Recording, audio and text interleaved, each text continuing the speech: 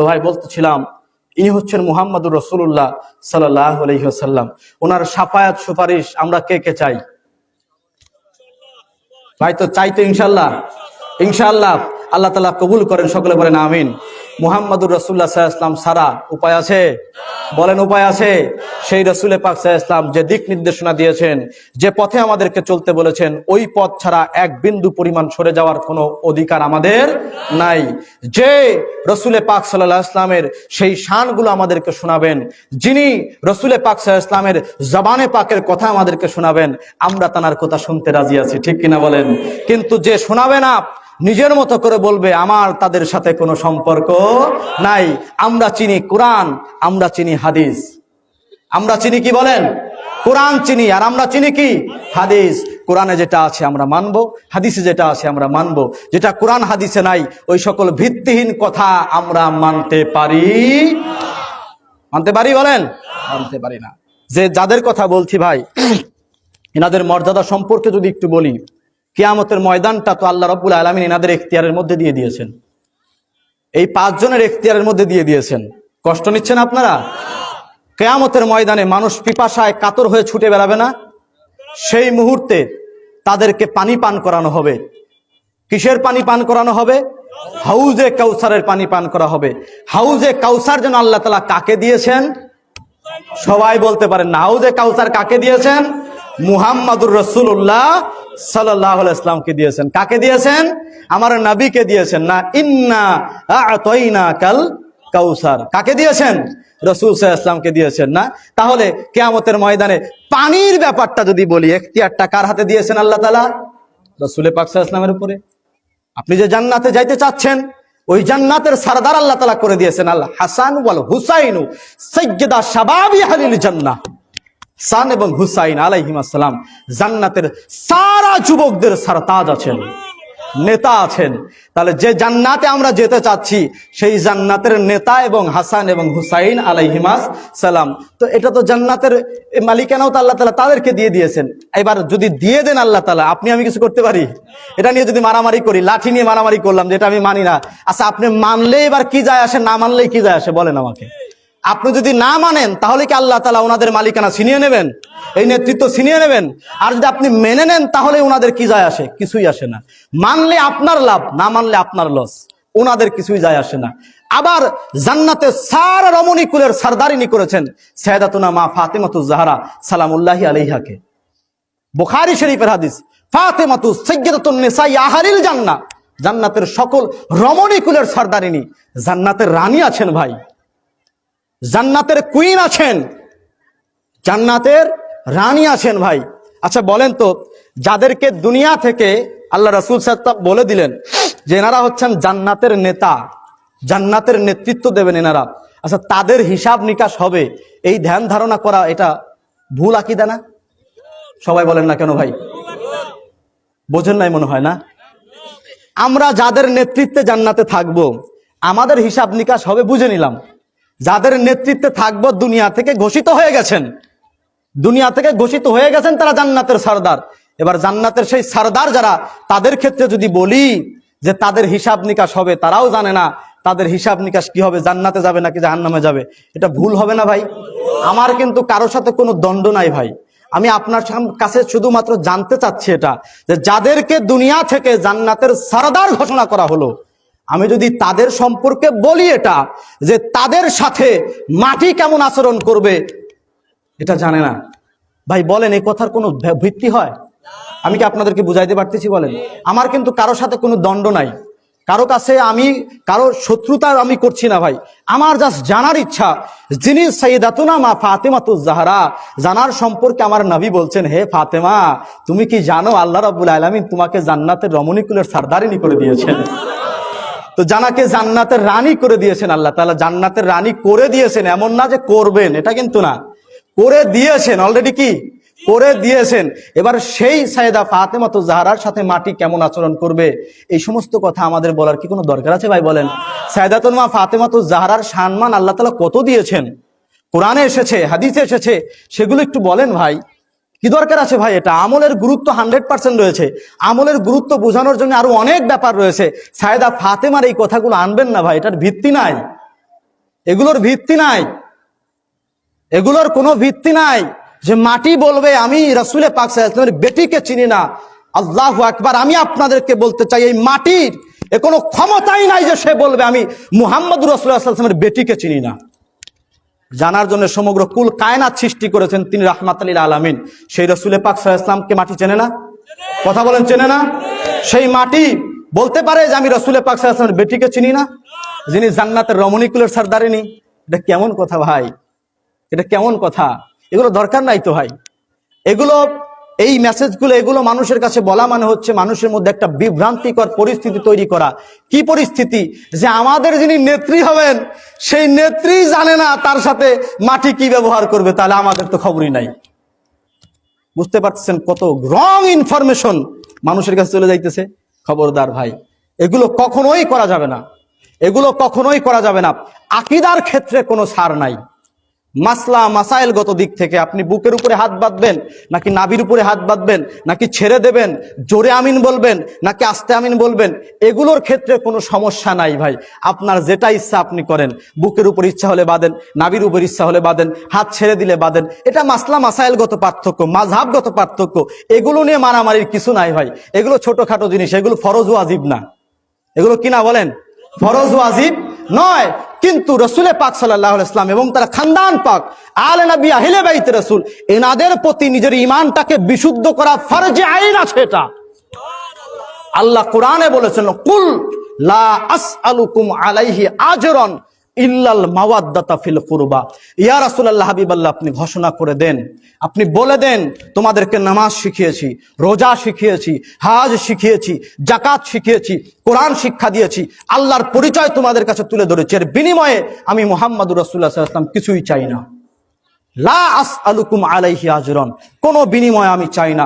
ইল্লাল মাওয়াদ্দাতা ফিল কুরবা, কেবলমাত্র আমার কুরবা, নিকটাত্মীয় কারাবাদ্দার আহলে বাইতের মোহাব্বত ছাড়া।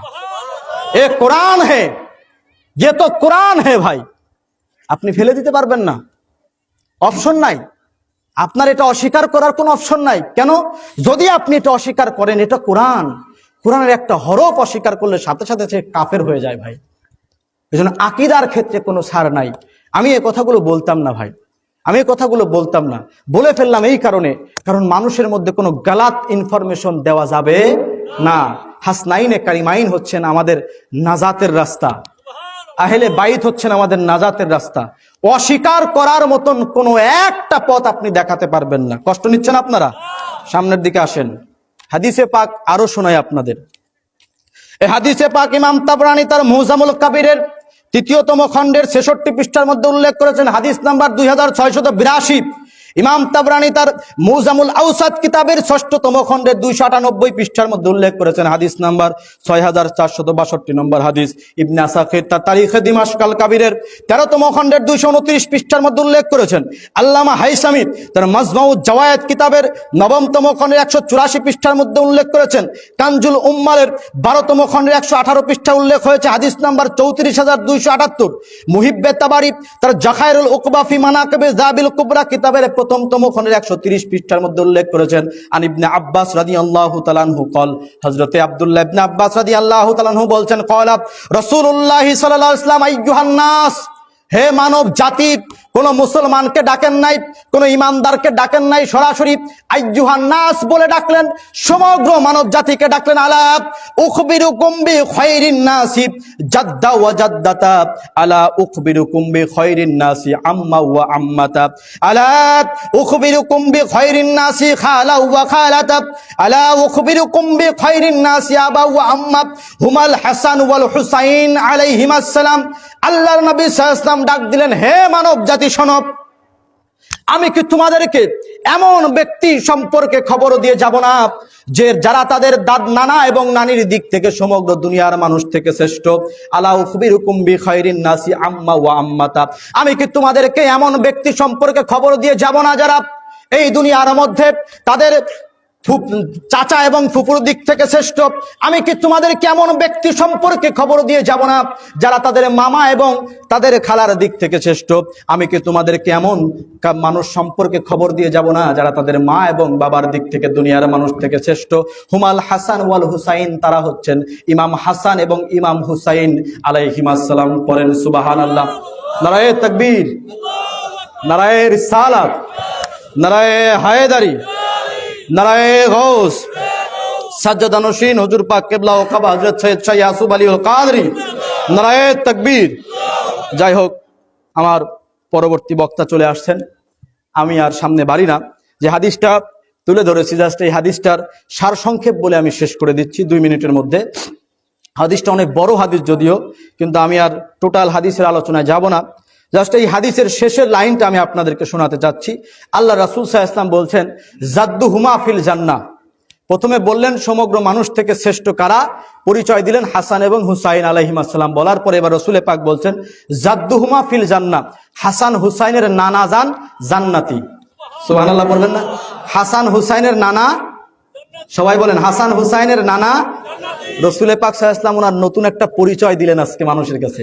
কি পরিচয় জানেন? যে তোমরা তো জানো আমি রাহমাতাল লিল আলামিন, তোমরা তো জানো আমি তহা, আমি ইয়াসিন, আমি মুজাম্মিল, আমি মুদ্দাসির।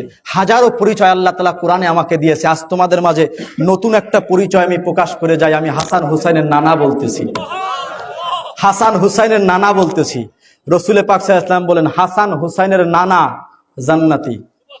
হাসান হুসাইনের নানা, হাসান, আবার বলছি, আই রিপিট এগেইন, হাসান হুসাইনের নানা। নানা শব্দটা পরে এসেছে, আগে হাসান হুসাইন এসেছে। তার মানে রাসূল পাক বুঝাচ্ছেন, হাসান হুসাইনকে বাদ দিলে নানাকে পাওয়া যায় না, হাসান হুসাইনকে ছেড়ে দিলে নানাকে পাওয়া যায় না। হাসান হুসাইনকে ছেড়ে দিলে, কথা বলেন না কেন ভাই? হাসান হুসাইনকে ছেড়ে দিলে নানাকে পাওয়া যায় না। কেন? কারণ কথাটাই এভাবে এসেছে, জাদ্দুহুমা, হাসান ও হুসাইন আলাইহিমাস সালাম এনাদের নানা।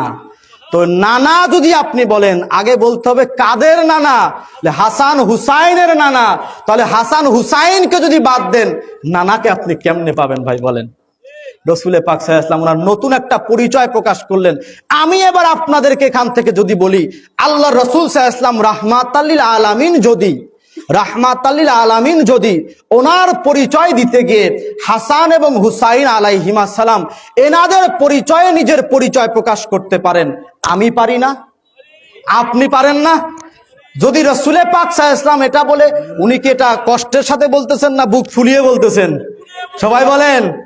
আমাদের সমাজের মধ্যে আমরা দেখেছি এমন সন্তান, ছোট বয়স, রাস্তায় গিয়েছে, বলতেছে কি নাম তোমার? বলে রহিম। বাড়ি কোথায়? দাঁতছিতে। বাবার নাম কি? করিমউদ্দিন। তখন বলছে, ও তুমি করিমউদ্দিনের ছেলে রহিম? মানে পরিচয়টা বাবার পরিচয়ে পরিচিত হলো। আবার এমন এক সময় দেখা যায় ওই সন্তানটা বড় হয়েছে, ভালো কিছু করেছে, ইঞ্জিনিয়ার হয়েছে, ডাক্তার হয়েছে, বড় আলেম হয়েছে, দিনদার পরেজগার হয়েছে, সমাজের মানুষে এক নামে চেনে। তখন ওই বৃদ্ধ বাবা রাস্তা দিয়ে হাঁটে আর বলে, আমারে চেনো? বলে, না মুরব্বী, আপনাকে তো চিনতে পারি না। বলে, আমারে চেনো না? আরে আমি তোমাদের ওই যে মুফতি সাহেব, রহিম মুফতি সাহেব, তার বাবা বলতেছি। বলে কি বলে না? আচ্ছা, এই যে বাবা যখন বললো, এটা কি কষ্ট নিয়ে বললো নাকি গর্ব নিয়ে বললো? কখন একজন বাবা, সমাজে তো এমন বাবাও আমরা দেখেছি, সন্তান থাকতেও বলে আমার কোনো সন্তানাদি নাই। এমন আছে না নাই বলেন? কখন বলে? যখন অন্তরে কষ্ট পায়, কষ্ট থেকে বলে। আবার এমনও বাবা আছে, সন্তানের প্রতি তার মহাব্বতটা এত দৃঢ় হয়ে গেছে যে সে সন্তানকে এভাবে প্রকাশ করতেছে, আমি অমুকের বাবা বলতেছি। ভাই, তো মুহাম্মাদুর রাসূলুল্লাহ সাল্লাল্লাহু আলাইহি ওয়াসাল্লাম নতুন একটা পরিচয় মানুষকে দিচ্ছেন। তোমরা তো আমাকে অনেক নামে চেনো, আজ তোমাদের নতুন একটা পরিচয় দিয়ে যাই। আমি হাসনাইনে কারিমাইন, ইমাম হাসান ইমাম হুসাইন আলাইহিমাস সালামের নানা বলতেছি। বলতেই পারতেন আমি জান্নাতি, বলছেন যে না, হাসান হুসাইনের নানা জান্নাতি।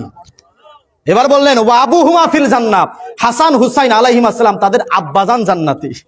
পরিচয়টা হাসান হুসাইন আলাইহিস সালামকে নির্ধারণ করে বলতেছেন। তাহলে আমরা বলতে পারি না আমরা হাসান হুসাইনের প্রেমিক আলাইহিস সালাম? আমরা বলতে পারি না আমরা হাসনাইনে কারিমাইনকে মহব্বত করি? বলতে পারি কি পারি না? এটা বললে কি লজ্জা লাগবে আজকে থেকে? এটা তো গর্বের সাথে বলবেন। মুহাম্মাদুর রাসূলুল্লাহ সাল্লাল্লাহু আলাইহি ওয়াসাল্লাম ওনাদের পরিচয়, নিজের পরিচয় দিতে গর্ববোধ করে, তো আমরাও আমাদের পরিচয়টা দিতে গর্ববোধ করি। আমরা হাসনাইনে কারিমাইন, ইমাম হাসান ইমাম হুসাইনের সৈনিক আছি আমরা। আমরা ওনাদের প্রেমিক আছি, আমরা ওনাদের মহাব্বত করি। এটা লুকিয়ে লুকিয়ে বলার কিছু নাই, ঘরের মধ্যে লুকিয়ে লুকিয়ে বলার কিছু নাই। এটা দ্ব্যর্থ কণ্ঠে মাইকের মধ্যে আমরা বলে দেই, আমি হাসান হুসাইন আলাইহিস সালামকে ভালোবাসি, আমি তার প্রেমিক আছি। কেন? আমার নবী শিখিয়েছে হাসান হুসাইনের পরিচয় নিজের পরিচয় বানাও, এজন্য আমরা বানাইছি ভাই। এবার আসেন এই হাদিসটা আমি শেষ করে দেই। রাসূল পাক সাল্লাল্লাহু আলাইহি ওয়াসাল্লাম বলেন, ওয়া আম্মুহুমা ফিল জান্নাত ওয়া আম্মাতুহুমা ফিল জান্নাত ওয়া খালাহুমা ফিল জান্নাত। এভাবে বলতে বলতে রাসূল পাক সাল্লাল্লাহু আলাইহি ওয়াসাল্লাম বললেন, তার চাচা জান্নাতি, ওনাদের দাদা ওনাদের আব্বাজান জান্নাতি, ওনাদের আম্মাজান জান্নাতি, ওনাদের চাচা জান্নাতি, ফুপু জান্নাতি, মামা জান্নাতি, খালা জান্নাতি। বলার পরে বলেন ওয়াহুমা ফিল জান্নাহ, তানারা দুইজন জান্নাতি, তানারা দুইজন জান্নাতি। এইবারে আপনাদের কথা বলতেছেন, এবারে আপনার আমার কথা বলছেন রাসূল পাক সাল্লাল্লাহু আলাইহি ওয়াসাল্লাম। হাদিসে পাকের শেষ ওয়ার্ড, ওয়ামান আহাব্বা হুমা ফিল জান্নাহ, যারা এই দুইজনকে মহব্বত করবে তারা জান্নাতি। হাদিসে নববী, হাদিসে বলেন হাদিসে नबवी। ये अलामीन हुसैन का बात नहीं, ये कादरिया तरीका का बात नहीं, ये हदीस नबवी है। खुद मोहम्मद मुस्तफा सल्लल्लाहु अलैहि वसल्लम कहते हैं, जो कोई हसनैन करीमैन को मोहब्बत करेगा तो जन्नत में जाएगा। मोहम्मद मुस्तफा कहते हैं। এটা তো আলামিনের কথা না ভাই, কাদরিয়া তরিকার কথা না, আমার নবী শুধাইতেছেন। শোনো, আমি নবী বলতেছি, যে ব্যক্তির অন্তরে আমার এই দুই বেটার মোহাব্বত থাকবে সে জান্নাতি। বলেন ভাই, মানতে পারবো তো এবার? সবাই বলেন মানতে পারবো তো এবার? এ তো হাদিসের নববী শুনাইতেছি আমি ভাই। আমি আপনাদেরকে বলি, রাসূল পাক সাল্লাল্লাহু আলাইহি ওয়াসাল্লাম নাম উল্লেখ করে দিয়ে বললেন এনাদেরকে মোহাব্বত করলে জান্নাতে যাওয়া যায়। আপনি এনাদের নাম বাদ দিয়ে আর একজনের নাম দেখান, যেই নামটা রাসূল পাক উল্লেখ করে বলেছেন এনাকে মোহাব্বত করলে জান্নাতে যাওয়া যায়। দেখাতে পারবেন কেউ? কিন্তু আমি আপনাকে 5 জনের নাম দেখাইছি। কয় জনের নাম বলেন? হাদিস থেকে 5 জনের নাম উল্লেখ করে দেখাইছি। রাসূল পাক বারবার নাম উল্লেখ করে করে বলতেছেন এনাদেরকে মোহাব্বত করো, এনাদেরকে মোহাব্বত করো, এনাদেরকে মোহাব্বত করো। মোহাব্বত করলে কি হবে? বলে জান্নাতে যাবা। মোহাব্বত করলে কি হবে? আমার সাথে কিয়ামতে থাকবা। মোহাব্বত করলে কি হবে? আমরা এক জায়গা থেকে কিয়ামতের ময়দানে জমায়েত হব। মুজতামিউনা, আমরা জমায়েত হব, সমাবেশ করব, এক জায়গাতে বসে থাকবো, ভয়ের কোনো কারণ নাই। এরা রাসূল পাক সাল্লাল্লাহু আলাইহি ওয়াসাল্লাম হাদিসের মাধ্যম দিয়ে আমাদেরকে শোনায় গেলেন। এবার ভাই, আপনি যদি এটার বিরুদ্ধাচরণ করে কথা বলেন, আমি আপনার সাথে কখনোই দ্বন্দ্বে জড়াবো না। আমি আপনাকে এটাও বলবো না আপনি এটা মেনে নেন, এটা আমি কখনোই বলবো না। আমি জাস্ট আপনাকে বলবো হাদিসের মধ্যে আছে কিনা আপনি জাস্ট একটু মিলায়া দেখেন। মিলায়া তো দেখা যায় না, কি বলেন? যদি থাকার পরে, দেখার পরে আপনি না মানেন, তাহলে তো আমার সাথে আপনার আর কোনো কথা থাকলো না। আপনি আপনার রাস্তায় হাঁটবেন, আমি আমার রাস্তায় হাঁটবো। আমি কখনো কাউকে বলি না আমাদের তরিকায় আসেন, অমুক তরিকায় যান, ওটাই যান, সেটাই যান, কখনোই এটা আমি বলি না। আমি যেখানে যাই ছোট মানুষ হিসেবে আমি মানুষকে ছোট্ট একটা অনুরোধ করে আসি, অ্যাডভাইস দেই না, অনুরোধ করে আসি, ভাই যেখানে আছেন, যে অবস্থায়, যে হালাতে আছেন, আলহামদুলিল্লাহ ভালো আছেন, কিন্তু অন্তরে আহলে বাইতের মহব্বত স্থান দেওয়া লাগবে। বলবেন কেন? এই যে আলোচনা হইল, আর একটু আলোচনা যদি সামনের দিকে যাই, নামাজও আহলে বাইতের মোহাব্বত ছাড়া আল্লাহর দরবারে পৌঁছায় না। Am I right or not? বলেন, আমি কি ঠিক বলতেছি ভাই?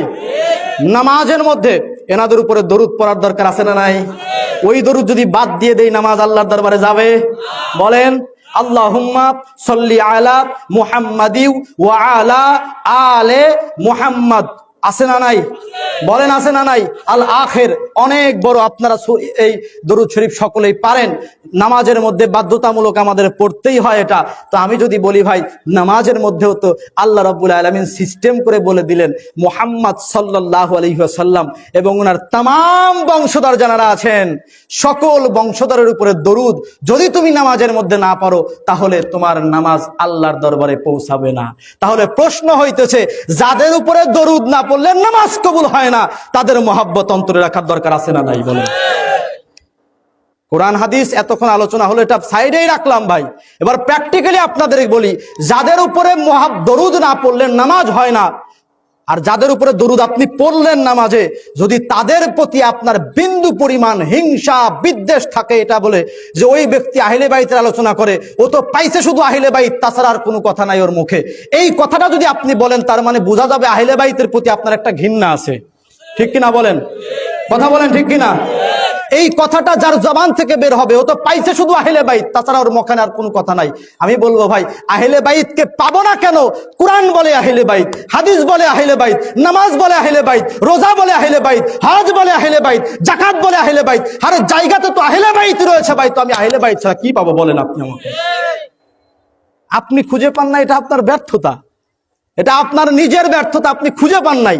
এখানে তো আমার কোনো ব্যর্থতা নাই ভাই, আমি তো হার জায়গাতে আহলে বাইতকে খুঁজে পাই। আর কথা হইতেছে নামাজের মধ্যে সব থেকে বড় যে কথা, নামাজের মধ্যে যাদের উপরে দরুদ পড়ি তাদের প্রতি যদি মোহাব্বত তৈরি করতে না পারি তো ওই দরুদ আল্লাহর দরবারে কবুল হবে না, দরুদ আল্লাহর দরবারে কবুল হবে না।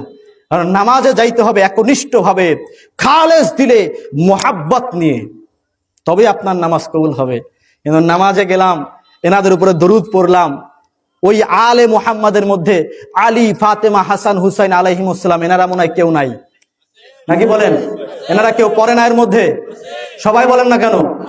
এনারা ওই আলে মুহাম্মাদের মধ্যে আছেন? যদি আলে মুহাম্মাদের মধ্যে থাকেন তাহলে ওনাদের আলোচনা তো আমরা নামাজের মধ্যে করতেছি না, তো নামাজের বাইরে এসে যখন আলোচনা হয় তখন কেন এটা বলা হবে ভাই যে এত এনাদের আলোচনার দরকার আছে নাকি? 100% আছে ভাই। কেন আছে? কারণ এনাদের আলোচনার মাধ্যমেই যে জান্নাতে যাওয়ার একটা রাস্তা আল্লাহ রাসূল সাল্লাল্লাহু আলাইহি ওয়াসাল্লাম বলে গিয়েছেন।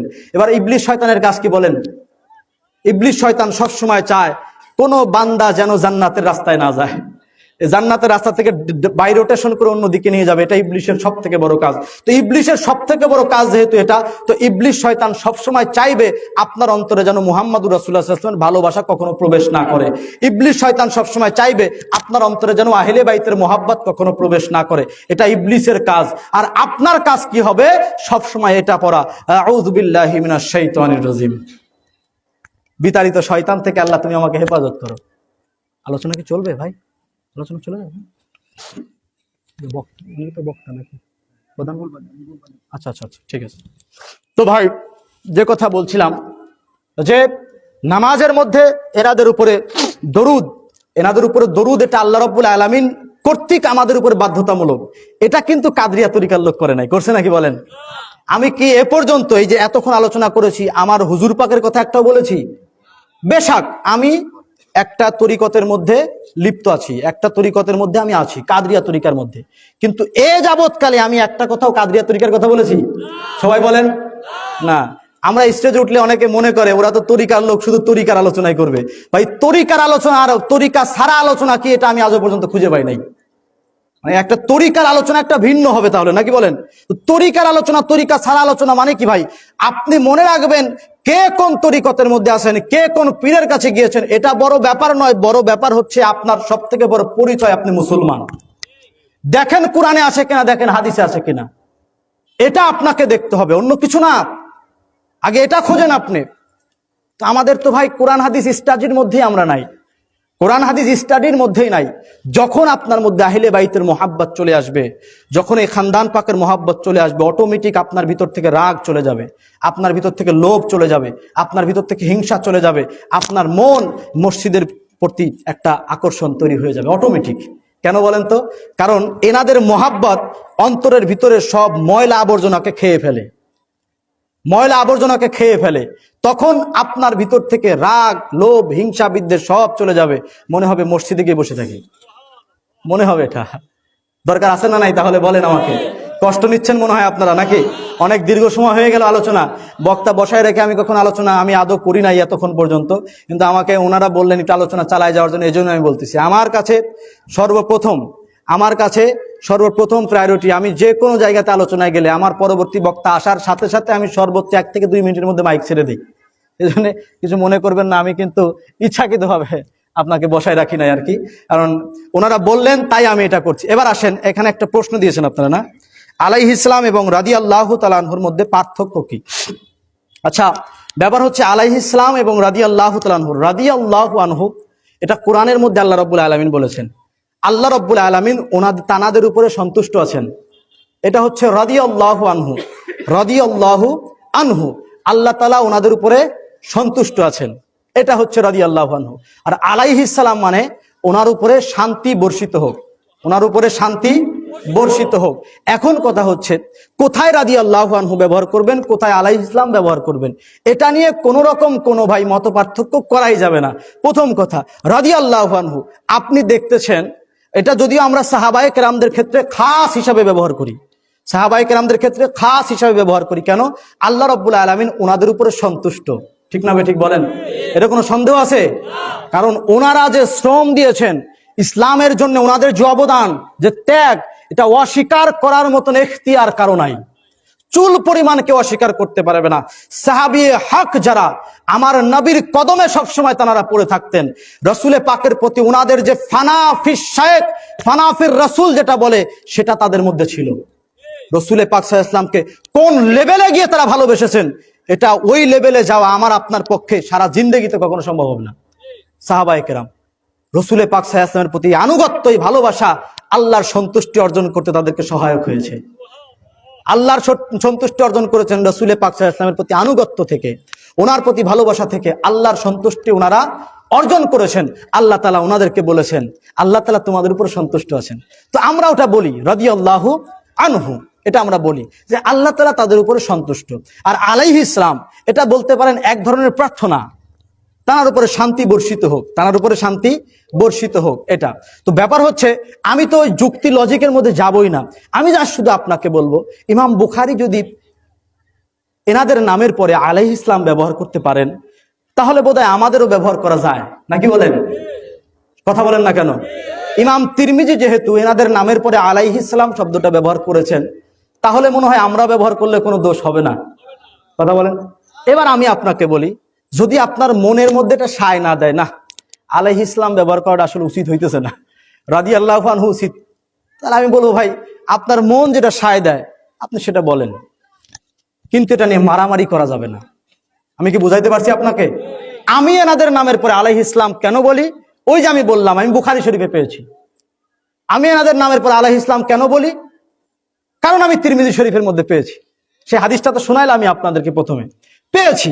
যেহেতু আমি পেয়েছি, তাহলে আমি এটা ধরে নিয়েছি যে ইমাম বুখারী তিনি তো আপনার আমার মতন কেউ না, নাকি বলেন? আপনার আমার মতো কেউ। তিনি যদি এনাদের নামের পরে আলাইহিস সালাম ব্যবহার করেন, তার মানে 100% আলাইহিস সালাম ব্যবহার করা যায়। এটা আমি বলছি না যে এনাদের নামের পরে রাদিয়াল্লাহু আনহু ব্যবহার করা যাবে না, এটা কিন্তু আমি বলছি না। আমি বলছি আলাইহিস সালাম এনাদের নামের পরে ব্যবহার করা যায়, যেহেতু দলিলের মধ্যে আছে, যেহেতু তিরমিজি শরীফের মধ্যে আছে, ব্যবহার করা যায়। এবার যদি আপনার মন সায় না দেয়, আপনি রাদিয়াল্লাহু আনহু ব্যবহার করেন।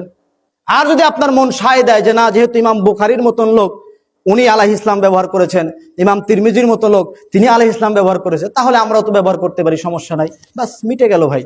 এটা নিয়ে মারামারি, এটা নিয়ে দণ্ড ফেসাদ বা অনেক বড় কিছু করার কিছুই নাই। জাস্ট এতটুকুন পায়ে হাত দিয়ে অনুরোধ করবো, আগামীকালকে আবার এই জিনিসটা নিয়ে কিন্তু দণ্ড করবেন না আপনারা। আমি কি বুঝাইতে পারছি আপনাদের? চায়ের দোকানে বলেন, আড্ডার দোকানে হোক, কোনো জায়গাতে যেন এই জিনিসটা নিয়ে অন্তত পক্ষে মারামারি না লাগে। জানার ইচ্ছা হবে রাদিয়াল্লাহু আনহু ব্যবহার করবেন, জানার ইচ্ছা হবে আলাইহিস সালাম ব্যবহার করবেন। আলাইহিস সালাম এই কারণে ব্যবহার করি, বুখারী শরীফ এবং মুসলিম তিরমিজি শরীফে এসেছে, আর রাদিয়াল্লাহু আনহু কোরআনুল কারীমের মধ্যে এসেছে। আমরা রাদিয়াল্লাহু আনহু ব্যবহার করি, দুটোই আমরা ব্যবহার করতে পারি। আমরা কিন্তু এটা বলবো না কখনো যে এইটা ব্যবহার করা যাবে না, এটা ব্যাপার হবে না। আমি কি বুঝাইতে পারছি আপনাদের? এবারে আর একটা বলি, হযরতে আলী কালামাল্লাহু ওয়াজহুল কারীম, ওনার একটা পরিচয়, উনি রাসূলে পাকের সাহাবী, এটা মানেন আপনারা? ওনার একটা পরিচয় কি উনি রাসূলে পাকের সাহাবী, কিন্তু ওনার আরো অসংখ্য পরিচয় আছে, ওনার আরো অসংখ্য পরিচয় আছে। আল্লাহ রাসূল সাল্লাল্লাহু আলাইহি ওয়াসাল্লাম যখন সূরা আহজাবের 33 নম্বর আয়াত নাজিল হয়েছে, তখন রাসূলে পাক সাল্লাল্লাহু আলাইহি ওয়াসাল্লাম চাদরের মধ্যে হযরতে আলীকে নিয়েছিলেন, সাইয়্যিদা ফাতেমাতুজ জাহরাকে নিয়েছিলেন সালামুল্লাহি আলাইহা, হাসনাইনে কারিমাইনকে নিয়েছিলেন, বলেছিলেন আল্লাহুম্মা হাউলাই আহলে বাইতি, হে আল্লাহ এরা হচ্ছে আমার আহলে বাইত। তার মানে হযরতে আলী কারামাল্লাহু ওয়াজহুল কারীমের আরেকটা পরিচয় হচ্ছে উনি আহলে বাইতের সদস্য, ঠিক না বলেন? আহলে বাইতের কি সদস্য। হযরতে আলী কারামাল্লাহু ওয়াজহুল কারীমকে গাদিরে খুমের ময়দানে রাসূলে পাক সাল্লাল্লাহু আলাইহি ওয়াসাল্লাম সোয়া লক্ষ সাহাবীর সামনে হাতখানা উঁচু করে দিয়ে বললেন, মান কুনতু মাওলাহু ফা আলিউন মাওলা, আজকে থেকে আমি ঘোষণা করলাম আমি যার মাওলা আলী তার মাওলা। তার মানে হযরতে আলী কারামাল্লাহু ওয়াজহুল কারীমের আরেকটা পরিচয় হলো তিনি মাওলা। এখন আপনি এই মাওলা নিয়ে আবার মত পার্থক্য সৃষ্টি করতে পারেন। আমি বলবো ভাই, কোনো জিনিস ইসলাম কোনো জিনিস কারো উপরে জোর করে চাপায়া দেয় না, জাস্ট আমাদের বোঝার ভুল থাকতে পারে, এটাই হচ্ছে সব থেকে বড় বিষয়। যেটা বললে শিরিক হবে এটা কখনো রসুল পাক সাল্লাল্লাহু আলাইহি ওয়াসাল্লাম আমাদের কাছে বলে যাবেন না। আমি কি বুঝাইতে পারছি আপনাদের? যদি হযরতে আলীকে মওলা বললে শিরিক হয়, তাহলে রসুল পাক সাল্লাল্লাহু আলাইহি ওয়াসাল্লাম এটা বুঝতেন কি বুঝতেন না? বলেন, উনি আমাদের কাছে এটা বলতেন কখনো? বলতেন না। এবং রসুল পাক সাল্লাল্লাহু আলাইহি ওয়াসাল্লাম আগেই বলেন নাই আলী মাওলা, আগে বলেছেন আমি যার মাওলা।